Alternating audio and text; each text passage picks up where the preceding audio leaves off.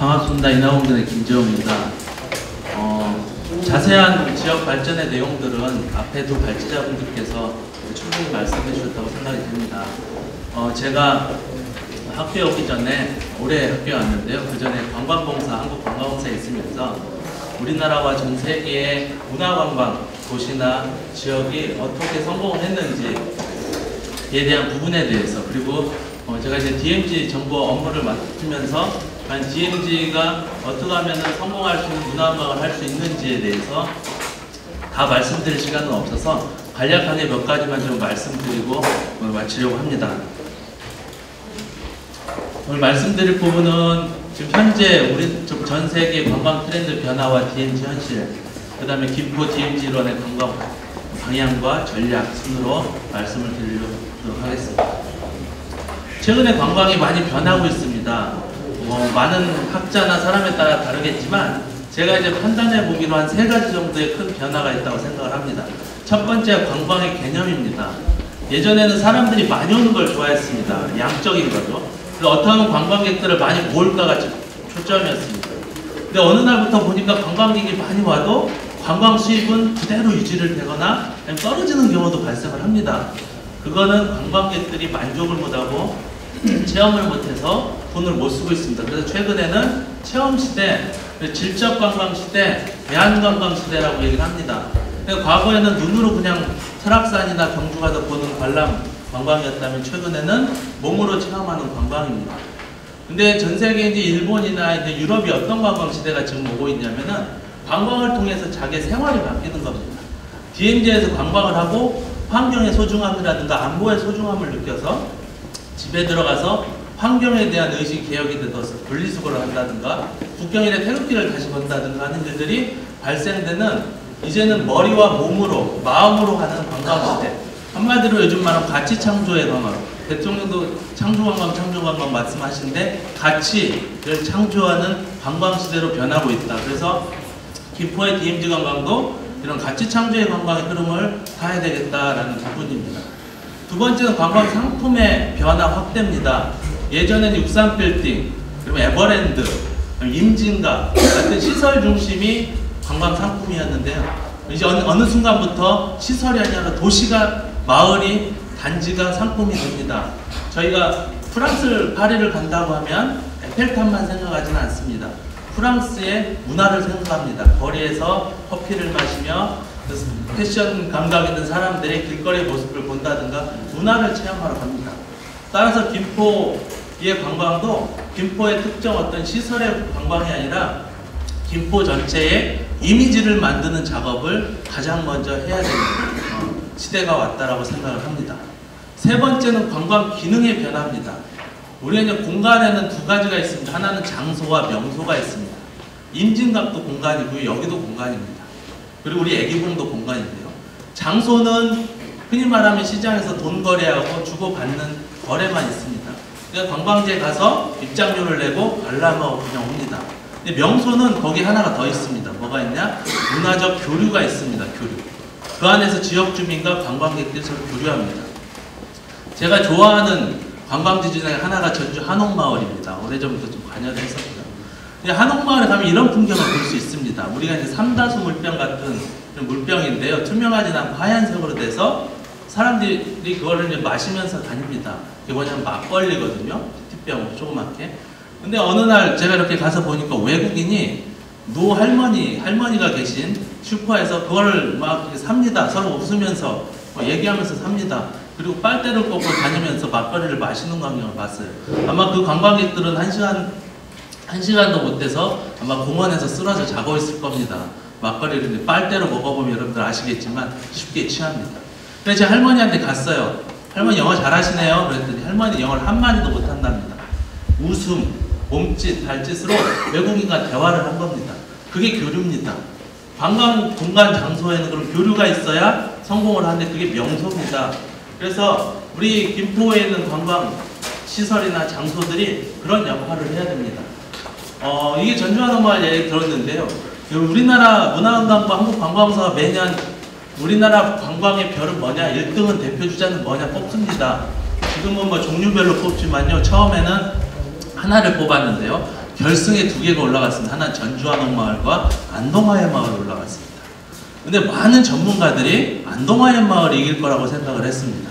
전주한옥마을은 일제시대 때 이렇게 집성촌처럼 만들어진 일제의 강압을 못 이겨서 피해서 만든 공간이라 건축적으로나 스토리텔링적으로나 많이 약합니다. 하회마을보다. 그런데 예상도 못하게 전주한옥마을이 이겼습니다. 하회마을. 왜 그러냐면요, 여러분들 하회마을 가보시면 문이 많이 닫혀 있습니다. 그리고 주로 이제 관람을 하는데요, 전주한옥마을에 가시면 여러분들 사람들과 이야기하고 체험할 거리도 굉장히 많습니다.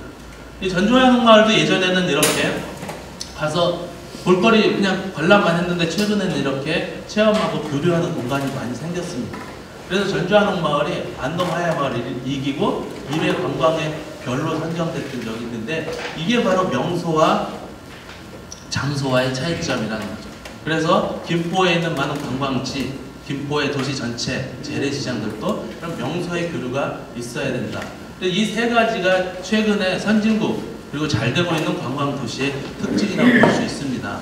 이런 트렌드 변화에 따라서 DMZ 관광을 잠깐 살펴보시면요, 생태적으로 아주 굉장한 보고입니다. 그리고 안보 관광 자원들이 많이 있는 지역이고요, 역사문화 자원이 있고요, 그리고 중요한 게 농촌 문화 자원들을 많이 갖고 있습니다. 그리고 대통령부터 말씀하시는 세계 평화 지대입니다. 세계 유일한 분단 국가인데 최근에는 분단을 평화로 해석을 많이 하고 있습니다. 그래서 자원적으로 이렇게 나오죠. 공간적으로도 강변을 중심으로 한 생태 습지 지역, 그리고 역사와 안보가 있는 공간, 마지막으로 마을 있는 공간, 이렇게 3가지로 크게 나눌 수가 있습니다. 우리나라에 보시면 이 옹진군부터 고성까지 이렇게 DMZ 지역입니다. 여러분, 경기도권은 인구가 굉장히 많습니다. 재정자립도도요, 김포하고 파주는 높습니다. 강원도 쪽은 재정자립도 거의 10%대로 되어 있고 인구가 계속 감소하고 있는 특징들을 가지고 있습니다. 관광자원들을 보시면 굉장히 독특한 것들을 많이 갖고 있습니다. 생태자원, 문화자원들을 갖고 있습니다. 근데 중요한 것은 안보관광, 우리 전적자원이라고 하죠. 안보관광 관광객 숫자들이 갈수록 적어진다는 겁니다. 이따가 말씀드리겠지만 요즘 사람들은 안보관광에 굉장히 관심이 없습니다. 애석하게. 그래서 또 다른 대안을 DMZ에서 찾아야 되는데, 그 부분에 대해서 좀 이따 제가 말씀을 드리도록 하겠습니다. DMZ 관광을 보시면 고성, 파주, 강화는 10만 명 이상의 관광시설들이 많습니다. 강원도 쪽에 옹진, 연천, 화천, 양구는 10만 명 이상의 관광지가 한 개도 없다는 특징들을 갖고 있고요. 대신 화천하고 연천은 인제 같은 경우는 축제로 활성화가 돼서 어떤 축제의 경우에는 100만 명 이상이 오는 축제도 지금 만들고 있다는 부분입니다. 지금 이쪽 DMZ 접경 지역의 또 특징 중에 하나는 계절성에 대한 편중 현상이 굉장히 심하다라는 부분이고요. 아까도 말씀드렸듯이 전적자원, 안보자원에 대한 방문객 규모가 정체되거나 감소하는 현상들을 지금 나타내고 있습니다. 그 외에도 뭐 DMZ 관련된 것은 정부, 그리고 저희 김포를 중심으로 한 지역, 이 강화나 파주에 대한 지역들, 그리고 김포 지역도 많은 계획들을 가지고 있는 게 현상입니다. 이름도 다 외우지 못할 정도로 많은 것을 갖고 있는데요. 대신 정부에서 재정적인 문제로 인해서 DMZ 쪽의 재정들이 많이 재원들을 다른 것보다는 많이 투입을 못하고 있어서 계획 대비 실적은 조금 떨어지는 부분이라고 볼 수 있습니다. DMZ 보시면은 지금 정부에서 하고 있는 평화생명지대, 옹진구부터 고성군까지 김포시가 2개, 조강물길이야기공원과 애기봉 평화생명공원 2개 사업을 지금 추진하고 있는데요. 문제는 이런 사업들을 잘 보시면 DMZ 사업들이 2004년 이후로 증가했는데 지자체마다 중복 사업들이 굉장히 많습니다. 이름을 보시면 평화자가 거의 다 들어가고요. 내용도 비슷하고 전시관, 박물관 짓는 게 대부분이 시설들이 많이 있습니다. 그래서 이 부분도 정부가 많이 고민을 하고 있는 부분 중에 하나입니다. DMZ 천시를 바라볼 때 거기 살고 있는 이해관계자들이 굉장히 많습니다. 이런 내륙 지역하고는 좀 다른데요. 첫 번째 정부입니다. 정부는 DMZ 관광을 통해서 관광 경쟁력을 강화하고 싶어 하는데요. 주로 소프트웨어적인 프로그램 중심적인 것을 하기를 바라고 있습니다. 시설보다는. 지자체에서는 지역경제나 이미지 개선, 광역지자체는 지역 균형 발전 부분, 관광객들은 생태나 문화 체험들, 그리고 지역 주민들은 소득 증대나 지역 환경 개선을 원하고 있습니다. 특별히 DMZ 지역이 다른 곳과 다른 것은 군부대가 있다는 건데요. 군부대는 군 경쟁력 강화 사업을 관광을 하면서 덤으로 얻고 싶어 합니다. 그래서 사실 DMZ 지역이 하기 가장 힘든 부분 중에 하나가 군부대 협조가 굉장히 어려워요. 그래서 지금 파주에서는 파주 임진각 안쪽에 10억의 사업을 하려면은 3억은 군부대에 시설을 해주는 비용이 들어갑니다. CCTV를 설치한다든가 아니면 들어가는 출입구를 전자식으로 한다든가 하는 비용으로 많이 들어서 파주시 쪽은 지금 경기관광사하원 그쪽은 굉장히 그 부분 때문에 협의가 잘 안 되고 있는 부분이 되고 있습니다. 관광객들의 의견을 한번 보시면은요. 여러분들 선호하는 관광 유형의 DMZ 일원에서 1등이 자연생태입니다. 2등이요. 역사문하고 안보교육은 11%밖에 안 됩니다. 제가 전국 대학생 400명 그리고 펜투어단 400명을 데리고 조사했던 거고요. DMZ 가치도 안보, 평화 가치가 아니라 자연적 가치입니다. 파주에 가보면은 자꾸 파주 사례를 들어서 죄송한데 파주에 가면은 덕진산성이 있습니다. 거기서 초평도가 바라보는데요. 나이가 많으신 분이나 애들이 뭐에 놀래냐면요. 초평도 습지에서 고라니가 임진강에서 물 먹는 모습 그걸 보려고 사람들이 1시간 동안 버티고 있습니다. 덕진산세 가면 파랑새가 아직도 있거든요. 파랑새를 보려고 1시간 동안 가만히 숲속에서 서 있기도 합니다. 그걸 보고 사람들은 굉장히 좋아합니다. 저는 제3땅굴이나 그런 안보관광이 굉장히 인기가 많을 거라고 생각을 했는데 굉장히 다른 이렇게 결과치가 나왔다. 근데 중요한 거는 사람들이 DMZ 관광은 주로 당일 관광인데 60% 이상이 숙박을 했으면 좋겠다라는 걸로 결과치가 나와서 사실은 가장 애석한 부분 중에 하나가 DMZ 안에 숙박하지 못하는 현실이 좀 애석한 부분이 아닌가라는 생각이 들고 있습니다. 관광 동기를 보시면은 강원도 쪽이 교육성이라든가 매력성, 탈일상성이 경인 지역보다 훨씬 높습니다. 파주가 있는데도 불구하고요. 우리 김포를 보시면 평균이 교육성 많이 떨어집니다. 매력성 떨어지고요. 탈일상성도 떨어지는데요. 방문의 편리성만 높습니다. 수도권에 가까이 있다는 거죠. 가기가 편하다는 거죠.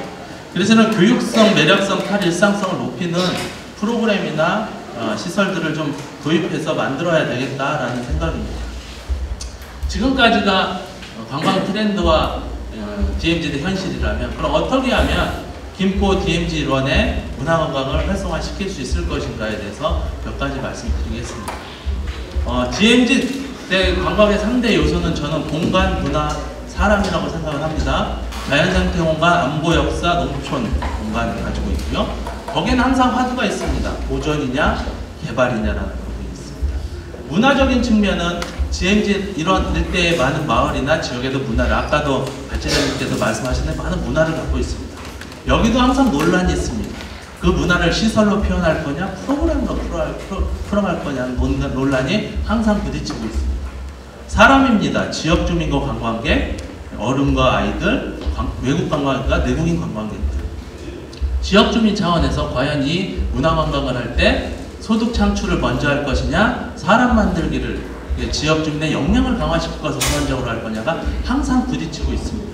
그래서 이런 부딪힘을 가지고 저는 DMZ 관광은 하드웨어적인 부분에서는 보존과 개발을 좀 균형을 맞춰야 되겠다. 그래서 지역 브랜드 만들고 기존 자원을 활용했으면 좋겠다. 그리고 소프트웨어적인 부분에서는 시설도 중요하지만 컨텐츠가 먼저 우선시 돼야 되겠다.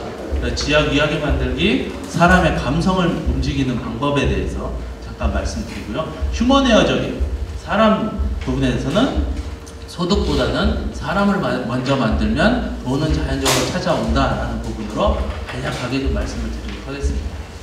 먼저 이제 하드웨어 부분의 지역 브랜드입니다. 아까도 단계적으로 좀 개발을 해야 되겠다라고 발제자 앞에서 말씀하셨는데요. 김포 DMZ가 있는 것 자체를 모릅니다. 관광객들이. 그리고 김포가 문화관광을 한다고 했을 때 김포는 뭐가 있지라고 합니다. 파주에 대한 관광에 대한 이미지, 강화에 대한 이미지는 갖고 있는데요. 김포는 없습니다. 먼저 해야 될 일은 이런 김포의 정체성, 이미지를 만드는 작업인데요. 그거는 문화관광의 비전과 목표를 잡는 것과 동일합니다. 우선 비전과 목표를 잡으려면요, 지역 주민이나 그리고 정책을 하시는 분이 공감대를 형성할 수 있는 비전과 목표를 잡아야 된다. 그걸 가지고 이미지를 그려나갈 수 있게 해야 되는데, 아까 발제 작가님 말씀하신 대로 단계적인 로드맵이 필요합니다.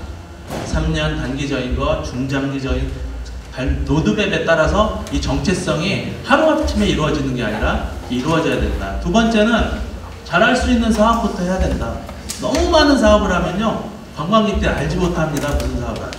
그래서 잘할 수 있는 사업부터 하는데, 거기에는 해도 좋은 사업과 꼭 해야 되는 사업이 있습니다. 단계적으로는 꼭 해야 되는 사업을 먼저 해서 그 사업들은 브랜드를 잡는 사업입니다. 브랜드를 잡는데 좋은 방법 중에 하나가 랜드마크입니다. 여러분들 들어가셨듯이 오줌 누는 동상 랜드마크 여러분들 잘 아시겠는데, 뭐 이런 것도 있고요. 아까 이제 수로도시 말씀하셨는데 돈 많이 들여서 거대한 건축물이라든가 가장 높은 빌딩도 랜드마크가 될 수 있습니다. 하지만 이 랜드마크 안은 뭐가 들어가야 되냐면요, 이야기가 들어가야 됩니다. 이 이야기가 없으면요, 그냥 조형물입니다. 이야기가 있어야 되는데요. 최근에 돈 안 들이고도 지역에 랜드마크를 만든 사례가 있습니다. 여기가 진안군인데요. 진안의 백운동 마을입니다. 여기 가면 지역에 간판을 가지고 간판 마을로 사람들을 많이 끈 사례가 있습니다. 그래서 큰 돈 들이지 않고도 랜드마크를 충분히 만들 수 있다라는 이야기입니다. 애기봉에 매년 크리스마스 트리를 합니다. 사람들이 김포 관광은 몰라도 애기봉은 아는 사람들이 많습니다. 그 애기봉을 지키는 나무를 만들어서 그 나무를 이벤트 트리로 해서 상징성과 계절성 이벤트를 같이 한다든가, 그러면 사람들은 애기봉의 나무를 가지고 김포에 대한 랜드마크가 될 수 있는, 이건 제가 단적인 사례인데요. 다양하게 이런 랜드마크를 만들어줘야 된다는 게 브랜드 만들기의 제 이야기입니다. 두 번째, 하드웨어적인 것 두 번째는요, 기존 자원 활용함입니다. 좋은 것들은요, 서울에 또 만들거나 옆 도시에 또 만들면 또 갑니다. 사람이 굉장히 간사해서요. 100층짜리 복합시설 만들었잖아요. 사람들이 많이 옵니다. 서울에서. 2년 후에 있다 120층짜리 복합시설 만들면 사람들이 거기 갑니다. 근데 새로운 시설들은 항상 사람들이 따라가게 되는데, 지역의 냄새가 나는 것들은 절대 다른 데서 베낄 수가 없습니다. 단적인 예로 한번 보시면, 이게 남이섬의 송파 은행나무길입니다. 이게 왜 송파 은행나무길이냐면, 남이섬의 사장 강우현 사장이 송파구를 거닐다가 은행나무를 쓰는 걸 봤습니다. 여러분들 김포에서도 은행나무를 썰어가지고 어떡합니까? 갖다 버리든지 소각하든지 하죠.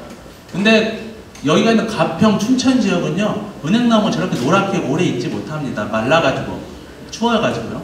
강우현 사장이 송파구청장님한테 가가지고 이 은행나무 달라고 그랬어요. 은행나무를. 강우현 사장이 쓸모가 없는 쓰레기를 갖다 깔은 겁니다. 지금 여러분들 남이섬 들어가면 사람들이 가장 많이 사진 찍는 곳이 여기입니다. 제가 강우현 사장님한테 황금길로 하시죠 그랬더니, 송파구의 송파자는 절대 버릴 수가 없다. 제가 그 얘기를 합니다. 쓰레기가 관광자원 된 사례입니다. 이게 바로 기존 자원을 활용하는 최근의 전 세계적인 트렌드인데요. 폐교, 폐갱도, 폐등대, 캠프 그리비스, 파주 요즘 뉴스에 많이 나왔죠. 폐군부대, 폐가, 폐공장, 이런 부분들이 기존 자원을 활성화할 수 있는 부분입니다. 저희가 정부하고 DMZ 사업을 할 때요, 가장 보기 싫은 게 하나 있었어요. DMZ 민통사 안에 묵론이었어요. 묵론. 논은 논인데 쓰지 않는 묵론이 있는데요. 지금 파주에서나 저기 강원도 쪽에서는 그 묵론을 활용해서 어린이들을 위한 생태 습지를 만드는 작업을 지금 하고 있거든요. 이런 게 쓸모없는 것들을 만드는 기존 자원을 활용하는 방법입니다. 그래서 새로 짓는 것도 굉장히 좋지만 기존에 있는 자원들을 활용하는 방법부터 생각하는 게 좋겠다라는 부분입니다. 여러분, 세계에서 유명한 아쿠아리움입니다. LA 밑에 있는 몬테레이 베이인데요. 여기는 보시다시피 예전에 통조림 공장이었는데 망했습니다. 지역 주민들이 모여가지고 이걸 어떻게 할까 하다가 지역 주민들이 수족관을 만들자라고 해서 특권을 받고 지역 주민들이 십시일반 내서 지금 수족관을 만들었는데 모양이 똑같습니다. 제가 2년 전에 찍어왔는데 똑같죠? 지역 할아버지 할머니들이 안내합니다. 대학생들 취업 안 될 리가 없습니다. 여기 와서 취업을 하면 됩니다. 몇만 명이 오냐면요, 300만 명이 옵니다. 한 사람에 3만원 꼴이니까요, 90억인가요? 900억인가요? 엄청난 돈을 벌어들입니다. 이 돈은 수익은 전부 다 지역발전기금으로 지역에서 활용을 하고 있습니다. 우리나라 부산이나 코엑스도 잘 져놨는데요. 여기는 새로 지은 게 아니기 때문에 배가 통조림을 실으려고 왔다 갔다 하잖아요. 그러니까 기존의 밀물과 썰물을 그대로 활용한 세계 최초의 아쿠아리움이 되어버렸습니다.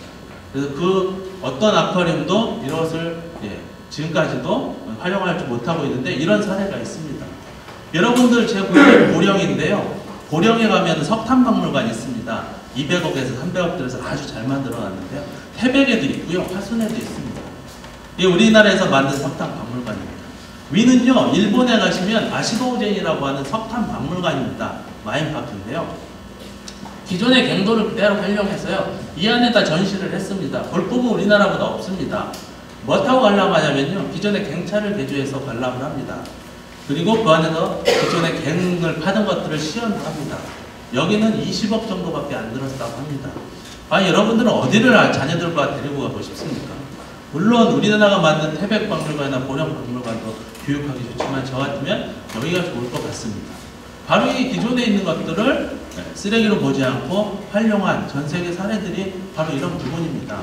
전주한옥마을에 가면요, BYC 공장이 있습니다. 여러분들 속을 입으셨다. 그 공장을 지금 바꾼 겁니다. 외관이 그대로고요. 겉에만 리모델링, 안에가 스튜디오나 찻집을 하고 있습니다. 예. 이런 것들도 대표적인 지역, 현재 우리나라에서 하고 있는, 잘 되고 있는 기존 자원들을 활용하는 방법입니다. 두 번째는 소프트웨어적인 부분입니다. 아까 이야기 얘기했는데, 소프트웨어. 첫 번째 제가 얘기하고 싶은 건 지학 이야기입니다. 어떤 미래학자가 그랬죠. 상상력과 이야기가 미래를 지배하는 시대가 올 거다. 벌써 왔습니다. 상상력은 창조 감각은 창조고요. 문화고요. 그리고 이야기는 스토리텔링의 스토리입니다. 예, 스토리는 경쟁력이자 상품이라고 얘기하는데 한번 보실까요? 이거는 우리가 너무나도 잘 알고 있는 코펜하겐, 덴마크의 인어동상입니다. 예, 안데르센이 쓴 인어동상이죠. 여기는 목포에 가면요, 국제 여객선 터미널에 있는 여인상입니다. 제가 목포 공무원들한테 분들 계셨을 때 강의를 했는데요. 목포 200명이 되는 공무원들 중에 이 여인상이 목포 여객선 터미널 옆에 있는지 아신 분이 딱 2분 계셨습니다. 예, 이게 물이 차면요, 물이 차면 비슷할 수도 있을 것 같습니다. 근데 왜 모르고 여기 전 세계 사람이 아니야? 이 동상 안에는 이야기가 있고 여기 이야기가 없습니다. 그래서 뭐가 생겼습니까? 생명력하고 경쟁력이 생긴 겁니다. 여러분들 에버랜드 가시면은 이솝 빌리지라고 있습니다. 여러분들이 다 읽어보셨던 이솝 무화를 갖고 만든 테마파크가 하나 조그만 거 있는데요. 에버랜드에서 이걸 테마파크를 만들기 전에, 설계하기 전에, 개업하기 전에 뭐부터 했냐? 이야기를 만들었습니다. 어떤 이야기냐? 평화롭고 변화가 느린 어느 날 이솝 할아버지가 있었는데 이솝 할아버지가 이솝 친구들과 이렇게 놀았다라는 이야기입니다. 근데 이 이야기 속에는 전 세계에 없는 이야기를 만들어냈어요. 삼성에버랜드가. 뭐냐면요, 이솝 할아버지를 만들어냈습니다. 여러분 이솝 할아버지 들어보셨습니까? 아마 아무도 안 들어보셨을 거예요. 왜? 그 많은 이솝 이야기들이 자기가 주인공이라고 날뛰기 시작하면은 그 공간이나 이야기의 통일성이 없습니다. 그래서 그 주인공 같은 이솝 친구들을 중심을 잡아주고 이야기를 이끌고 나가기 위해서 할아버지를 세운 겁니다. 그래서 이야기 속에 있는 할아버지의 모자가 똑같이 형상화가 되고요. 여기 있는 단어들이 시설이 되고 문장이 공간이 되고 문단이 거리가 되는 형태로 구성을 했습니다. 김포의 관광이나 김포 DMZ 관광은 똑같아야 됩니다. 이야기가 있으면요, 이야기에 있는 단어들이 시설이 되고 장소가 되고 거기 있는 문장들이 거리가 되고 벨트가 돼야 됩니다. 그래야 사람들이 이야기를 듣고 와서 그걸 각인을 하지, 안 그러면 이야기 따로 놀고 공간 따로 놀아서 집에 가면 김포에 가서 보긴 봤는데 뭘 봤더라? 그런 생각이 듭니다. 따라서 김포에 많은 자원들 말씀하셨는데 많은 자원들을 이끌고 갈 수 있는 주인공을 만들어야 됩니다. 김포 덕진포의 할아버지라든가 아니면은 뭐 고란 이야기도 좋고 저새가 주인공이 돼도 상관이 없습니다. 그 주인공이 돼서 그 이야기를 이끌고 가야 되는데 관광에는 이런 말이 있습니다. 고려청자보다도 고려청자를 만든 사람에 더 궁금해한다는 이야기가 있습니다. 따라서 그 주인공을 세워서 그 주인공에 있는 사람부터 해서 그거를 이끌고 나가는 게 굉장히 중요하고요. 그게 이제 나중에 이미지와 시설과 다 연결이 돼야 됩니다. 그래서 홈페이지를, 이야기가 있는 홈페이지를 만들든지 지도를 만드는 것도 굉장히 바람직한 일이라고 생각을 합니다. 이게 지역 이야기 중에 하나인데요. 여러분 웰컴 투 동막골 보셨죠? 영화 보셨습니까? 시간이 없어서 좀 빨리 진행하겠습니다. 웰컴 투 동막골에 가보시면 어느 관광지든지 사람이 많이 왔다가 이렇게 떨어지는 기간이 있어요.